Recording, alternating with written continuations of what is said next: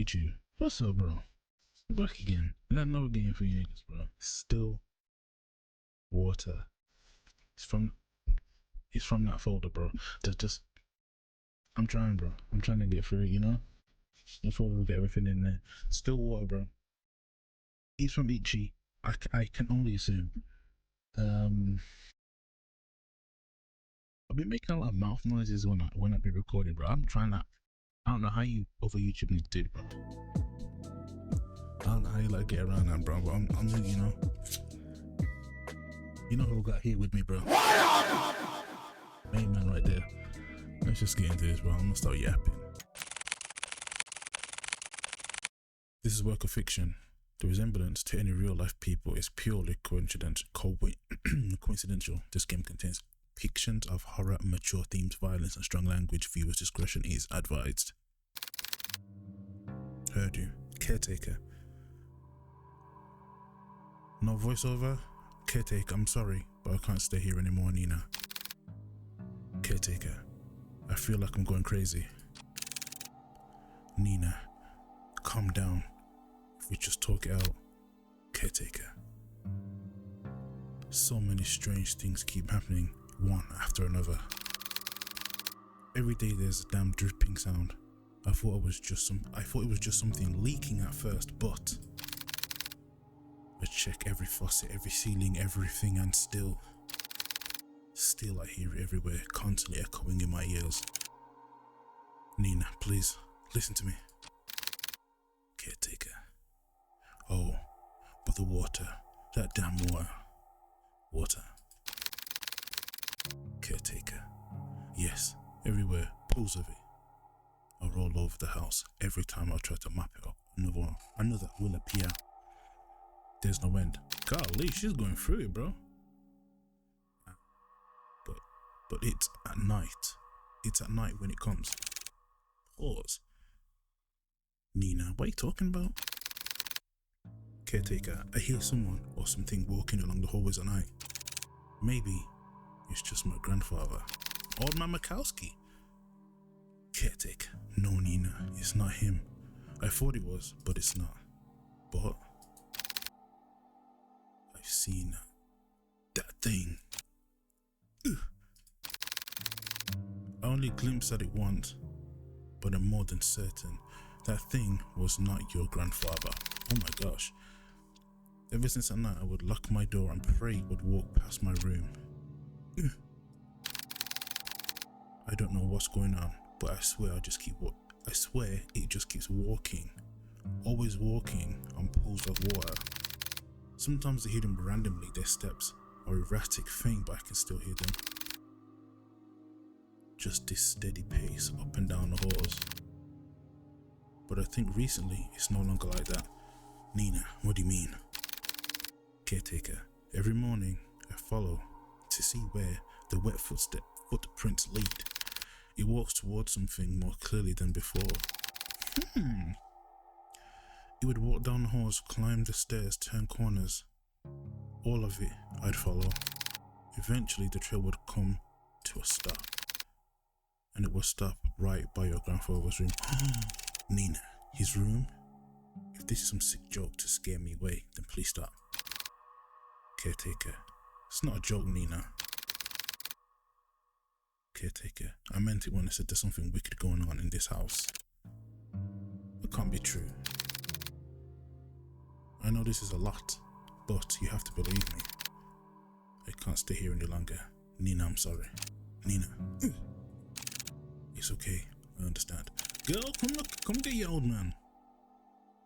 Thank you for taking care of my grandfather up until now, and I'm sorry for all the stress I've caused you.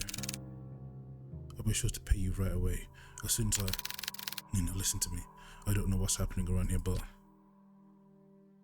The woman on the phone cautiously looks around, turning her head constantly back and forth, looking over her shoulder to find if anyone is listening in. I know I added some words, but you get used to it on this channel, bro. She grips the phone close to her ear in a voice like grip, speaking again in hushed tone. Something terrible is lurking in this house. I don't know what it is, But please, as soon as you get back, take your grandfather and just leave this place. Leave. Can't just leave everything behind. We have nowhere else to go, nigga. Please, Nina, this place is not safe. The rumors are true. The curse is real. My family is not cursed.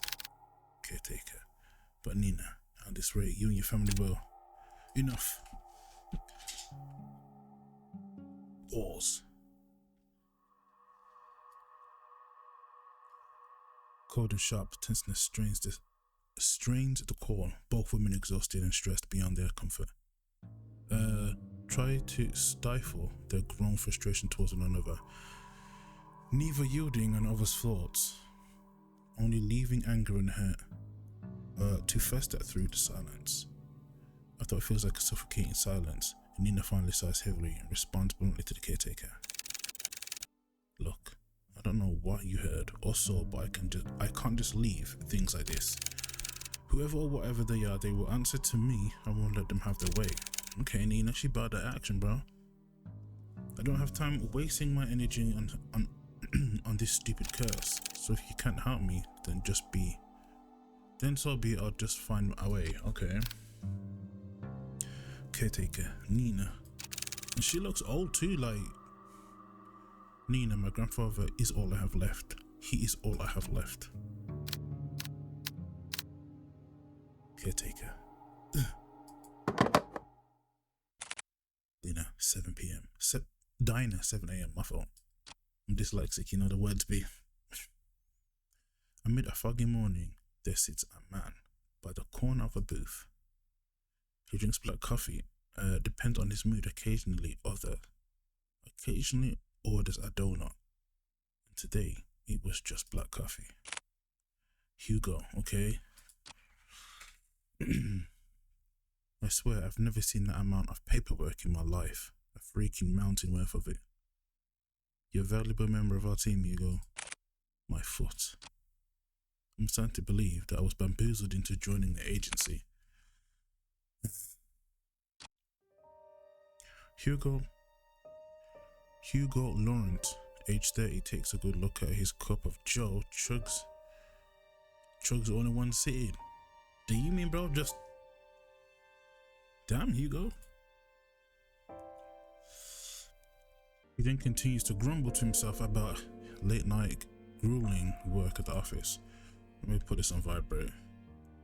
I really need to find a different job. Sorry, bro, that's my sister. As he contemplates his poor life choices, he looks out towards the early mist. There was something inherently terrifying about the fog. How it engulfs everything and nothing. Even if it disappears, it always leaves behind a trace. Proof of it remaining. Hugo. Even in a quaint little town like this, I can't even run from my fate, I guess. Okay? Hugo finally stares at his compiled newspapers. The newspaper clippings he put together. Some of them from recent events, but mainly all were past headlines of missing person cases. Okay. No matter how many times I see this, it's still just as hard to look at.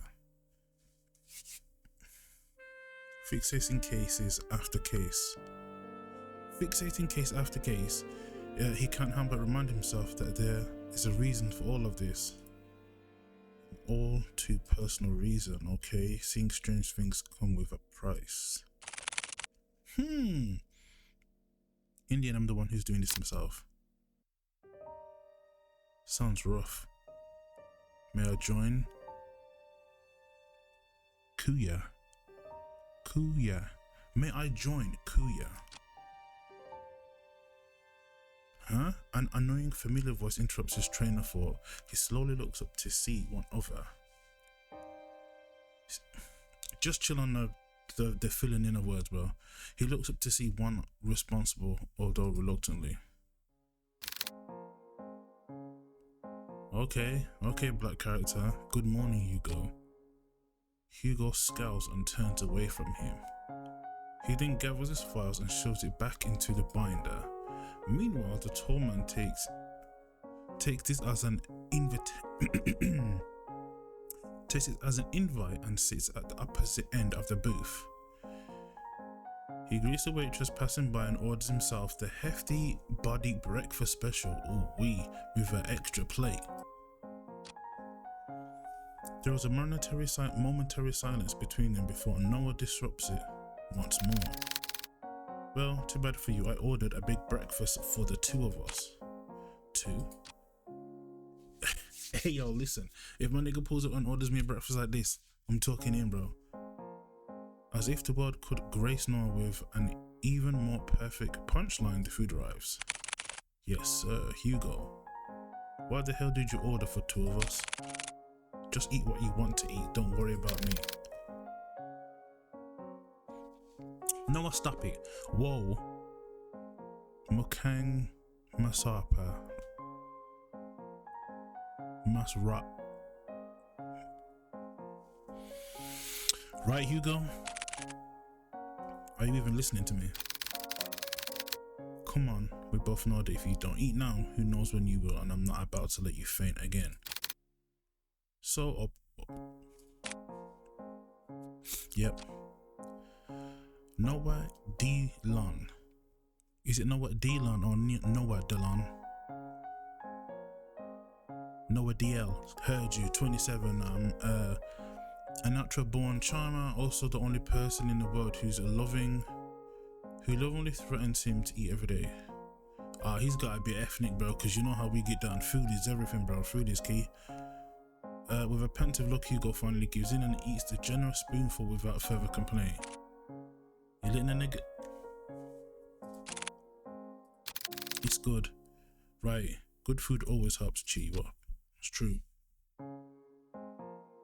Damn him. I got swept away again. Noah, oh by the way, the chief will be out for a business trip. She mentioned it. Be for a couple of days. When did she tell you this? I didn't hear anything about it. Yesterday I think. Yesterday? She told me to sort out the cabinets yesterday. She didn't mention anything about a business trip. I guess it was pretty sudden. Well, I mean, she did tell me to tell you. And look at me, I know where you go every morning. You know what? I'm not surprised anymore. Noah. But what do you want to do? We technically have the day off. I'm gonna head back to the office. There's a couple of boxes I didn't get a chance to sort out. In that case, I'll come with you. That smells good, boy.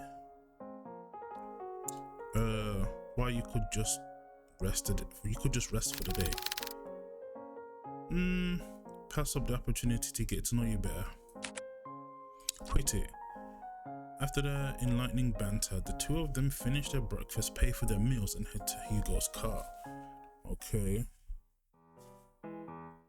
As Noah opens the door to the passenger seat, he notices a bloodhound sleeping inside. Okay, La Poochie.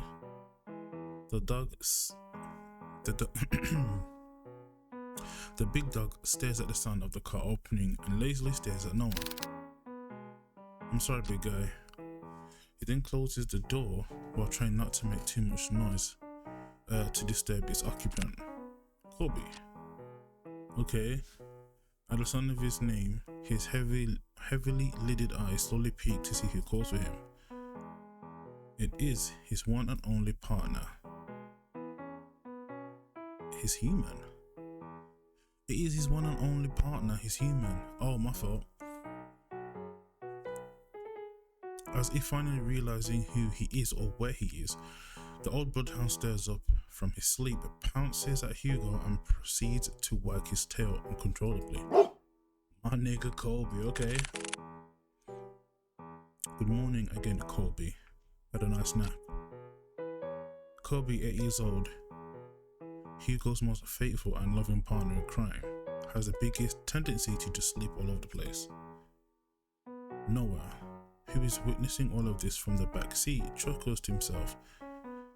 He is amazed and slightly defeated at Hugo's sudden surge of energy.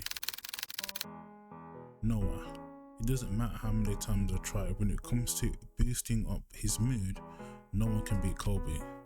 Okay? Agency 7. Bro, Okay, agency 7:50 a.m. The three head back to the office. The space is just the same as Hugo left it. A decent organised mess. To his credit for the amount of boxes he painstakingly went through, he believes he did a fair job. Albert. Wait, Albert, it could have been better. It could have been better, okay. Well, you really outdid yourself, Hugo. Noah looks less crowded. I'll show you, will you? I said I was gonna get to it. Okay. Thanks, boy. My nigga Colby right there. Before Hugo could continue to give deserved head pat, he notices someone. A woman standing timidly peering outside from the storefront. She looks a bit frantic and even more restless with her disheveled and ill-fitted clothes, drawing emphasis to her already too visible petite frame. The woman tries to grasp at the door handle several times but stops before she could touch it. Her brows furrow, agitated and distressed about something. So much to the point it's preventing her from just simply reaching out for help. However, when she finally makes eye contact with Hugo, she immediately rushes in. Golly! I'm sorry. I know that the close sign is up, but I saw you coming and... Hugo, are you alright, miss? I need your help. My grandfather, Oh, this is Nina now. Before she can continue explaining, Noah swiftly cuts in front of Hugo and Before she can continue explaining, Noah swiftly cuts in front of Hugo and intervenes. Bro, I can't read. Intervenes an all too practiced manner. Yes, that's right. That's how I say it. Intervened. Okay. Chill on me, yo. It's okay, mister. We're here to help. What? We'll hear what you have to say. So please, why don't you sit right over here? Noah gestures to one of the empty seats at the other side of the office. The poor woman hesitates for a moment as she clutches desperately at the straps of her purse, her eyes focusing apprehensively on them and at the gestured seat. After mulling over Noah's offer, she quickly glances back and nods. You see, that's a dyslexic, bro. Like, words just... The woman then walks towards the corner of the room and sits at the edge of the sofa. Excuse me. Her posture is very tense, giving no sign of comfort for even a brief moment of peace. Noah, can you start off by telling us your name? It's Nina, bro. I apologize for earlier. I'm usually a bit more composed than this, but I guess I'm failing at that too. My name is Nina Mortimer. Noah. Hello, Miss Nina. My name is Noah D. Leon. I'm one of the assistants here, okay? That big guy next to you is our other lovely assistant, Colby, okay? And the one browing over here is Private Investigator Hugo, okay? Hugo, I'm not brooding. I'm just tired. And our chief is away on business, but I think we can still accommodate you. So how can we help you, Miss Nina? The granddad had to have died, bro. He had to have been taken out, bro. For just a moment, Nina appears a bit more lax and more hopeful, maybe even relieved from this warm welcome. However, she once again tenses up. The guilt and shame come rushing back to her, visible by the creases in her brow. She once again realizes why she's here. Nina, I need help watching over my grandfather tonight. Tonight, yes, I know it's a strange request, but my hands are tied on this. It has to be tonight. I'm sorry, Miss Nina, but I don't quite understand. Is your grandfather in any danger? I think someone's trying to take him away. Take him? Miss Nina, I think you should contact the police right away. They are more equipped to handle this kind of situation. No, they are not. Golly! I've tried requesting their help, but they give me the same answer, verbatim, for weeks now. They would send someone out to watch over the manor, for the entire day. But by the end of their routine, they would always report back nothing unusual. They saw no one else leaving or arriving in the house other than me or the caretaker. And despite telling them all the details about the letters and all the strange things that's been happening, there is nothing they can do about it or just sit around until it escalates even more. They can't wait any more than this, then it'll be too late. If only I know who Louise was. Louise? That's baby girl right there. She let out a gasp. Her hands shot out to cover her mouth, realizing that she had said too much so clearly. She tries to avert her gaze, but Hugo stares persistently at her. Miss Nina, who is Louise? Are they the ones causing all of this? Once more she contemplates. Her brows knit closer together, she bites her lips nervously. It's as if the words she wanted to say have suddenly died out, too heavy to even utter. A mistake she can't take back. Before the silence stretches further, Noah speaks to Nina with a gentle and reassuring tone. Miss Nina, I know this is scary. All the things all the things you've mentioned to us so far, no one should ever have to experience, okay? Especially by themselves. And I assure you, we'll listen to all of it. It's smooth, bro, I promise. Bro, it's smooth. Wild and manic eyes search deeply at them, trying desperately to discern any doubt or mistrust on their faces. However, all she sees are people who are willing to give their time to simply listen to her, to actually help her. From this alone, Nina looks to the side where her purse was and opens it. Tucked inside one of the packets, she takes a single slightly crumpled envelope with a pigmented red wax seal pressed in the middle. At a glance, Hugo tells right away that the letter appears to be a bit more worn out and antique. And yet, despite its delicate form, it remains well preserved, well kept. It's as if the letter itself was untouched by time, forever waiting to be opened, okay? Nina. Grandfather had received a cryptic letter from the past months now. The letter didn't come with an address or a name or the sender. But this one is different from the rest. It had a name on it, Louise.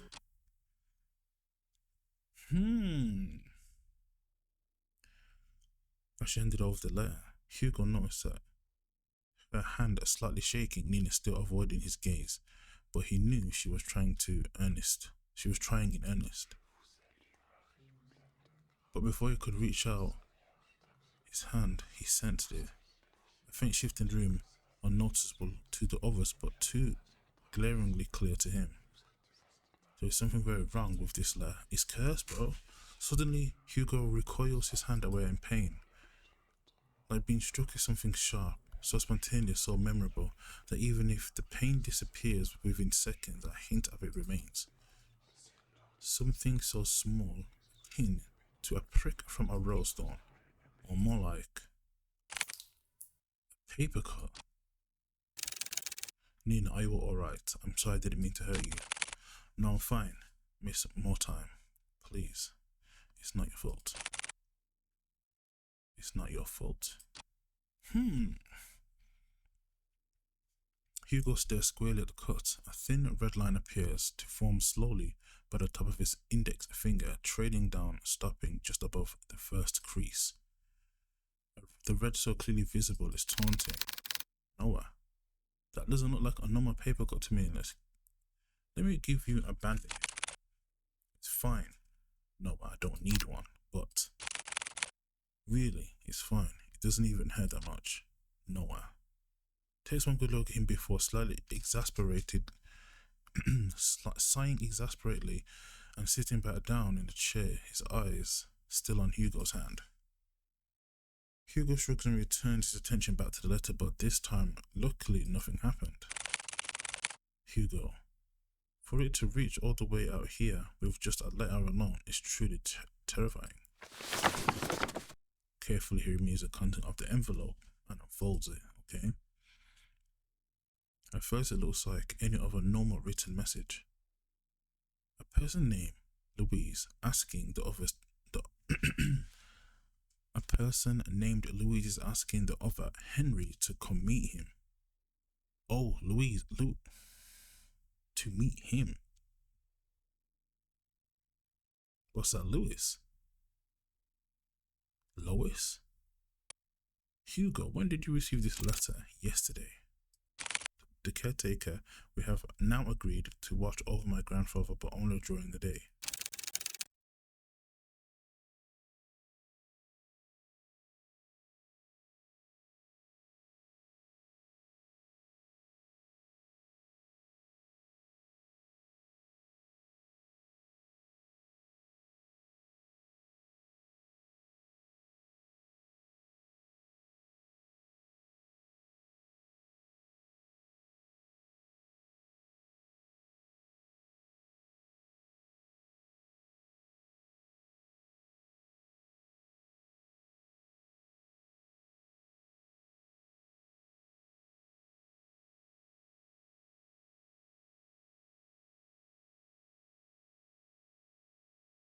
On nightfall, they would leave exactly at the same time.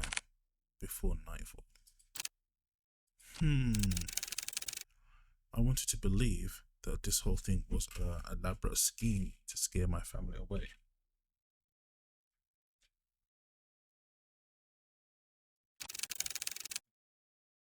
Now, this sounds crazy, but at this point, I thought everyone was in on it. The mail carrier, the officers, the caretakers, everyone had a hand in making our family suffer, but this one was different. Hell no, she's shaking like. Up until now, I've never heard anyone by that name. Not a relative or family or friend, but clearly, now. But they clearly know who grandfather is. If I don't do something about this, I'll lose. I'll lose him too. Just while uttering the words, Nina began to break down. The stress, the anxiety, the fatigue, all of it finally catching up to her. Her body hunches forward and her hands press close to her eyes as she tries to cover the stream of tears running down her face. Bro, what? Asked the dog. As an act of comfort, Kobe sits close to Nina. While Noah fetches tissues for her, okay? Hugo, on the other hand, is puzzled. She said this whole thing has been going on for the past month, but something doesn't add up. Before nightfall, I think there is more to this than she's admitting. Whatever happened with the letter, I'm more than certain. Certain that whoever or whatever Lou is, they're coming for blood. To the case, I'm taking it, bro. Do you want more tissues? We'll do it. We'll take your case. For the moment, everything goes still. Their eyes and attention are solely directed at Hugo, whose eyes have a certain glint to them, now unwavering and more determined than ever. Before anyone else speaks, Nina stands up, wipes away any stray tears from her face, and walks up to him. You'll take it? Hugo simply nods. Thank you. You don't know how much this means to me. Is she passing on the curse? We're glad to help, miss. Nina, please. Just come in, Nina. Well, Nina, we'll do our best. Nina smiles at Hugo and Noah. In gratitude, her eyes renew, with a faint gleam of hope that maybe things will change for her and her family for the better. However, before heading out, Nina reaches into her bag once more. She takes out a small piece of paper and pen and hastily starts jotting down something. Hold on. Can't forget this. I got my little, 4970 Church Street. I'm in my own detective work. You watch. I best be on my way now when you all arrive. Thank you again, truly. She politely bows to them and walks out. Bro, how are you making all this noise? She politely bows to them and walks off. Walks out of the office, already reaching into her purse for her car keys. Hugo watches from his desk as she goes to open the driver's seat. Nina looks back at the office window and then takes one last look at Hugo. She waves slightly at him before finally pulling out of the car park and driving off.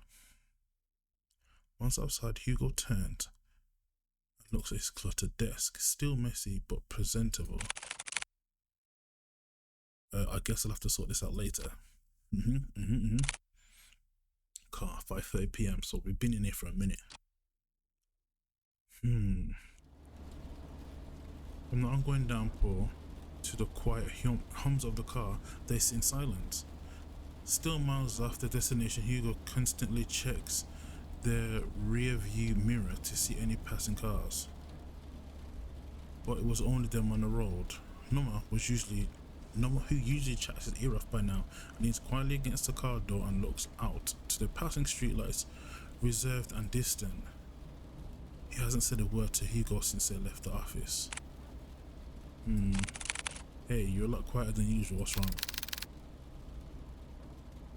What a surprise. Have you been looking at me? No, you idiot. You usually just talk a lot, that's all. So do you miss me talking? Just say it. Do you believe her story, okay? What? Given all the things that she's told us, do you think she's telling the truth? Yes, I believe her, or at least I believe that she hasn't lied to us. But you know, I can't shake the feeling that she's hiding something. Like she's left out certain details on purpose. And also, why did she have to travel this far out of town for a private eye? Surely there must have been another closer to her home than ours. Whoa. I just don't know how to explain it. She's definitely lying then. Okay, as expected of you, Hugo. Are you making fun of me? No, not at all, just admiring your observations. Okay? I didn't want to offend Nina earlier, so I kept quiet until she finished. But her last name caught me off guard. Okay. Have you heard about the Mortimers? They're a pretty distinguished family that owned an esteemed fishing company. Well, they used to, I believe. They have yet to name an heir. Oh, okay. What do you mean? Shouldn't it naturally go to Nina? It should, but I don't know. From what I heard, each time they try to name a successor, that relative mysteriously disappears. Gone without a trace, or so anyone thought. Their bodies would soon turn up months later. And you know what's strange? All of them have been labelled as accidents by local news. No foul play, just another unfortunate loss for the family. Hell no! They've been stuck with so many tragedies that over the time people begin to believe they were cursed or something. Cursed?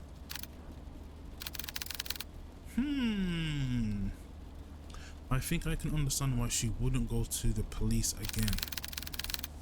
They most likely thought that she was seeing things and went along with the procedures just to keep face. But deep down they must have thought she had gone mad, right? Because if it's constantly happening, how many times you have to... Oh my god, I missed a bit. But deep down they must have thought she had gone mad. I can't imagine all of this for Nina. And most of all, who knows what we will find there? Is that why you decided to come with me? Well, partly. I'm more worried about you. Me, why? Think of it this way, I'm the appointed driver. When you decide to do some pretty reckless shit, I'll be there to drive you to the local hospital. Ugh. Okay. Besides, 2 is better than... Okay, that's true. Exactly. I was fine with Colby coming with me, right, big bro? Huh? Wait, what was that? Oh, I can go back. Okay, the scroll wheel.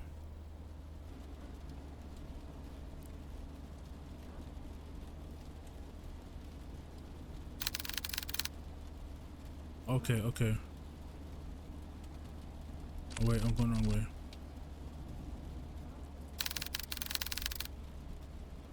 Okay. Okay. Okay.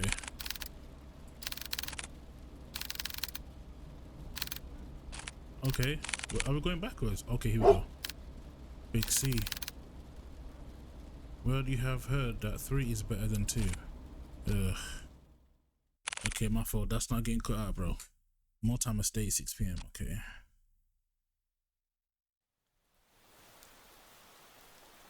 Passing through countless dirt roads and steep cliffs, the estate can finally be seen beyond the evergreen. Nestled away from prying eyes, it stands tall, magnificent and classic. Truly a rarity, only afforded to the privileged. And yet, with all those opulence, it looms from a distance. Hugo and Noah could only gaze at the sheer scale of the manor. Its grand stature topless easily over a dozen.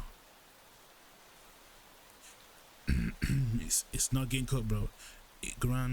Its grand stature topless easily over the dozens of houses they pass.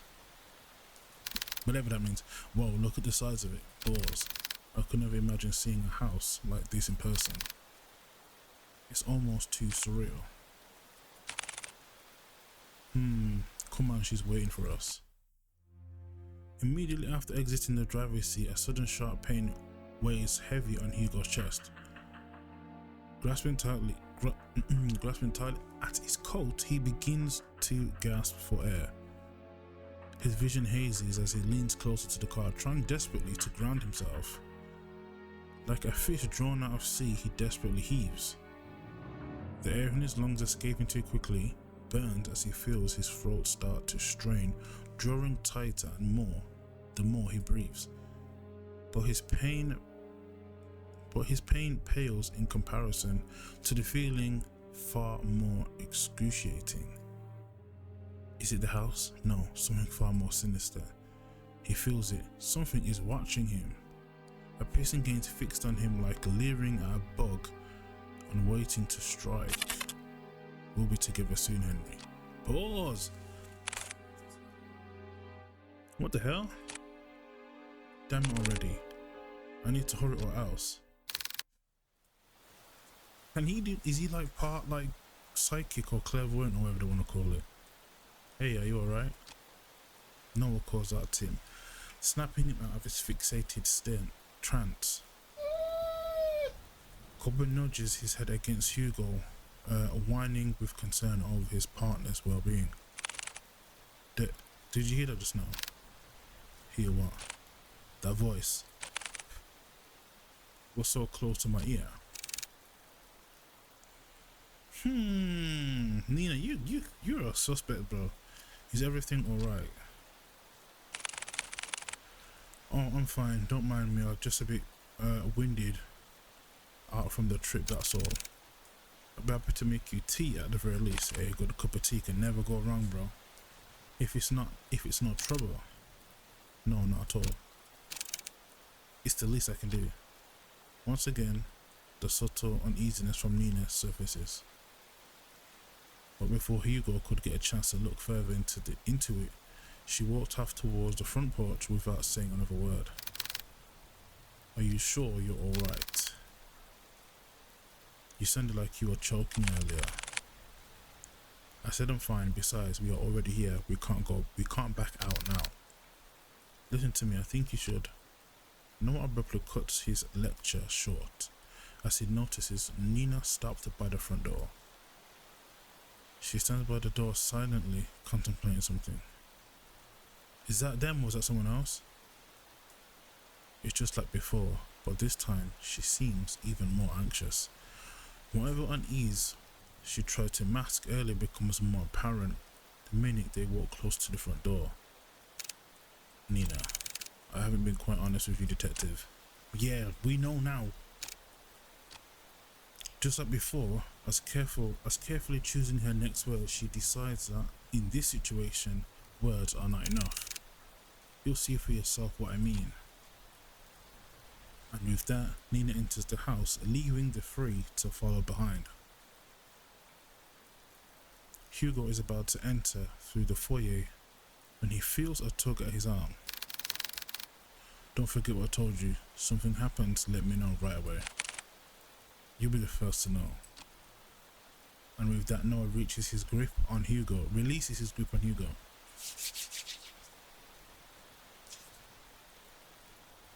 They proceed to head in, not knowing what awaits them beyond the door. Alright bros, look, half an hour. I'm gonna leave it there. Let me know if you want to see the rest of it. If not, I'm just gonna jump on this because this is here, bro.